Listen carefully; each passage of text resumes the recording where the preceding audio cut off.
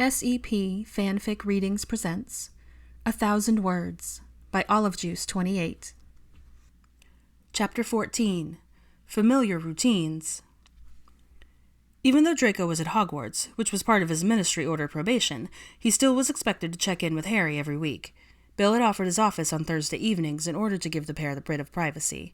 Sometimes Harry would come through, and other times they talked through a flu call. On this Thursday, Draco entered his head's office to find Harry stepping out of the fireplace, brushing ash off his jeans. "Hey, Malfoy," he greeted, straightening his glasses. "Potter," Draco drawled amicably. The two sat in the chairs in front of Bill's desk, Harry immediately rattling off his ministry-required questions. He asked them all in quick succession, not even giving Draco a chance to answer them individually, which had become part of their routine. At the end, Draco just gave a solid no, and they moved on to the other, more interesting topics.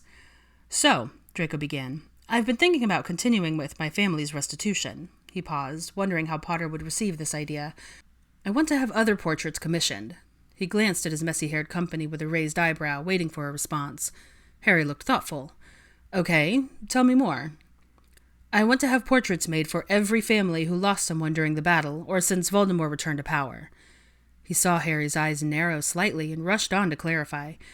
"Every family who fought against him." A look of understanding dawned on Harry's face, followed by a smile and a nod. "I think that would be incredible, Malfoy. You saw how much it meant to the Weasleys." Draco still could not recall that day without getting slightly choked up. The memory of George standing in front of the portrait of his brother would forever be ingrained in his mind. He cleared his throat, determined to lay out his plan completely. "I'll need your help compiling a list of those who perished, as well as getting photographs of them for reference. I know my mother would be happy to help with this as well. If it's easier to give the information to her, since she is the one in contact with the artist, that's fine. I won't be able to be there every time a portrait is presented to the families, but she could be." Harry had been nodding in agreement this entire time Draco had been talking. "Do you know what portrait you'd like to do next?" he asked. Draco looked down at his lap, unable to meet Harry's eyes with his. "I was thinking about Lupin and Tonks." The guilt and shame he still felt at the thought of all the loss the battle had brought on and his part in everything welled up in him once again. He had mocked Professor Lupin from the first moment he'd laid eyes on the man, never willing to admit he was actually a really good teacher. And Tonks was his cousin, a cousin he had never met, never been allowed to interact with. The wrongness of the entire situation left a bitter taste in his mouth. "I think Andromeda would appreciate that immensely," Harry said in a somber but supportive tone. Draco looked up and saw the pair of bright green eyes boring into him. Potter's face held a mix of understanding, sadness, and encouragement. It was as if he could tell exactly how Draco was feeling, but instead of feeling embarrassed or irritated, Draco was relieved he didn't have to explain or hide anything. He nodded briskly, sat a little straighter in his chair, and launched further into the details of his plan. When their time was almost up, Harry surprised Draco with a seemingly random question. "How's Hermione doing?"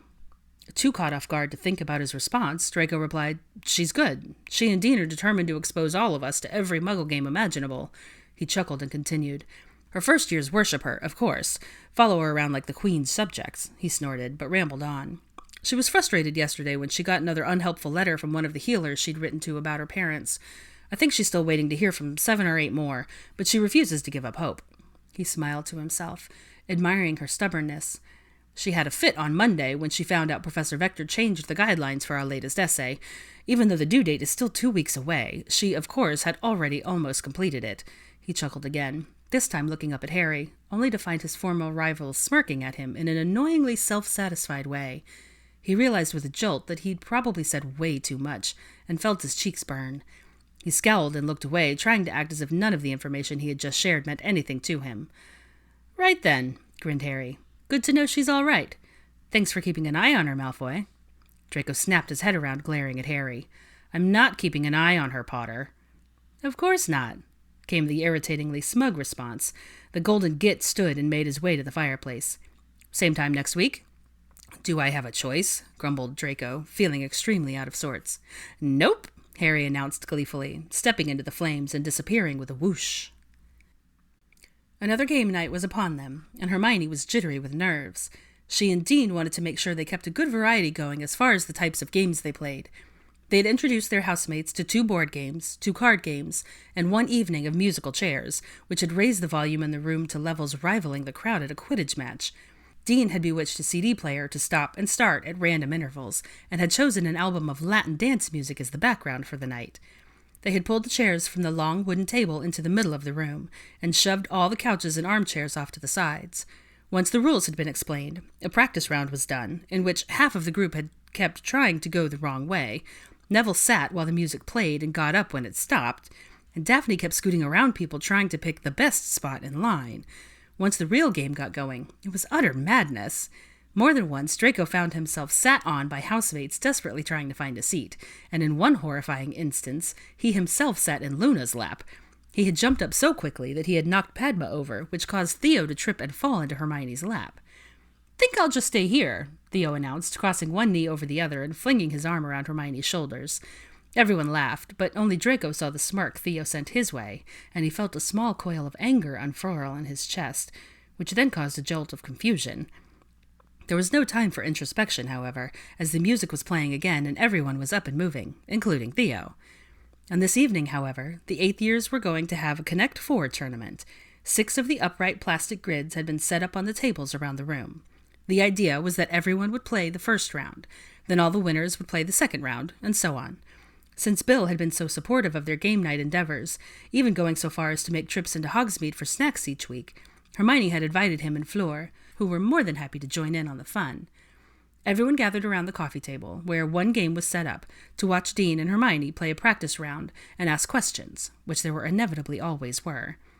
Luna announced halfway through their game that this was exactly like the game of Snarklubens that fairies and doxies often played, leaving everyone rather speechless since none of them had any idea what she was talking about, until Theo piped up.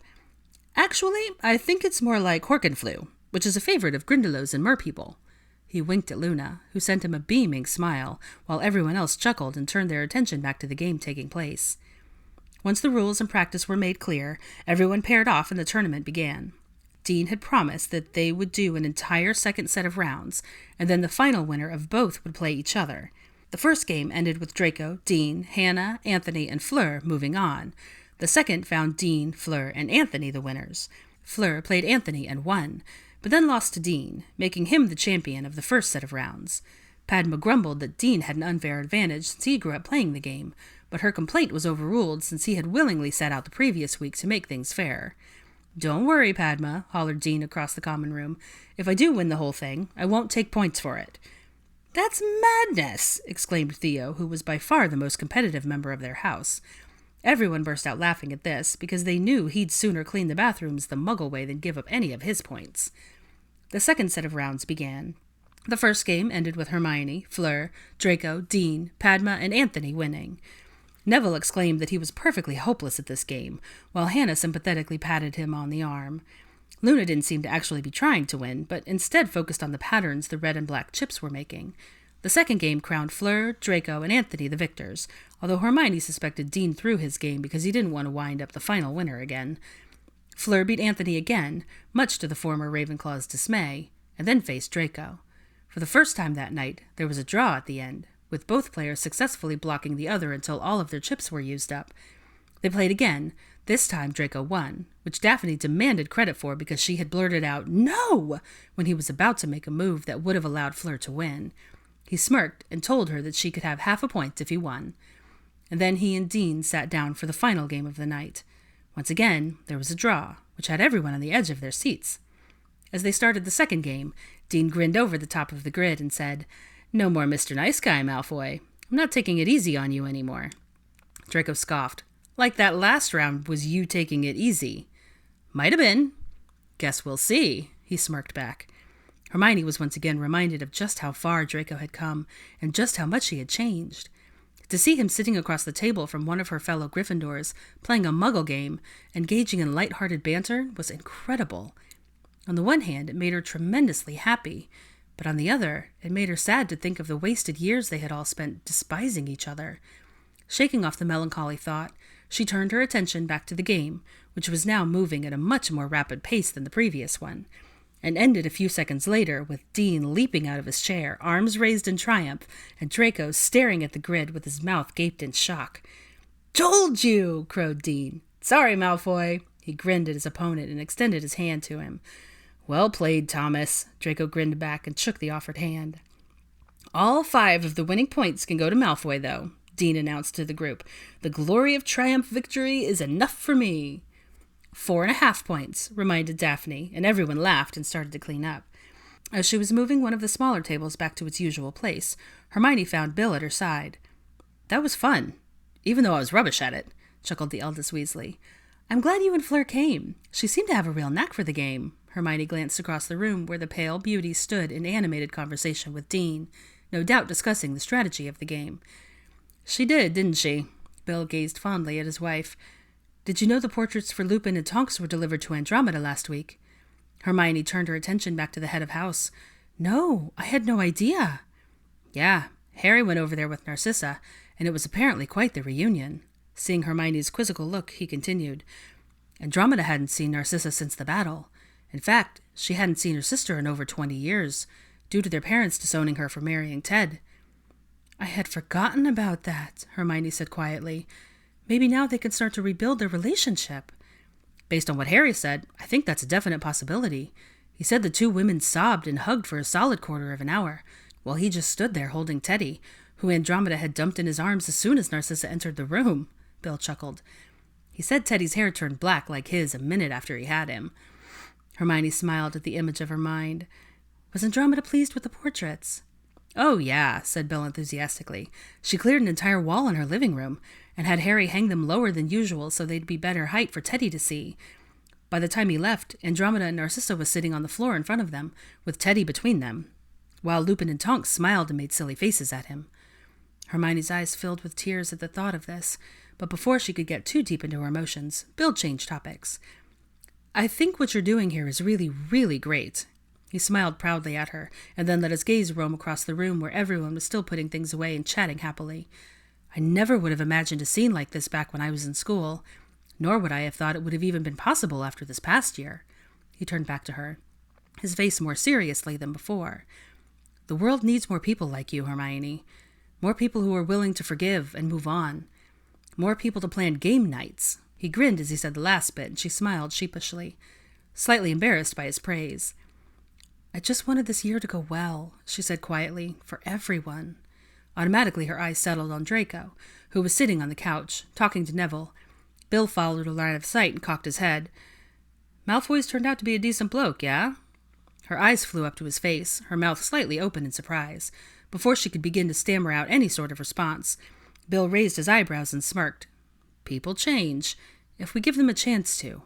All they need is someone to believe in them to make it stick." With that, he started walking towards the door, gesturing for Fleur to join him and calling out a farewell to everyone. Hermione was still rooted to the spot, trying to sift through Bill's comment. She couldn't be sure if she was more embarrassed that he seemed to think she fancied Malfoy, or shocked that Ron's own brother would be encouraging to seek out a new relationship. Not that she shouldn't, she argued to herself, seeing as Ron appeared to be moving on in that area of his life. Her eyes drifted back to the tall blonde as he stood up, gave a general good night to the room, and began sauntering towards his chamber. As he reached his door, he turned slightly and met her gaze. Caught staring, her cheeks tinged pink, but she managed a small smile before spinning on her heel and heading to her own door. Had she hesitated for even a second, she would have seen the smile that crossed his own face before he went inside.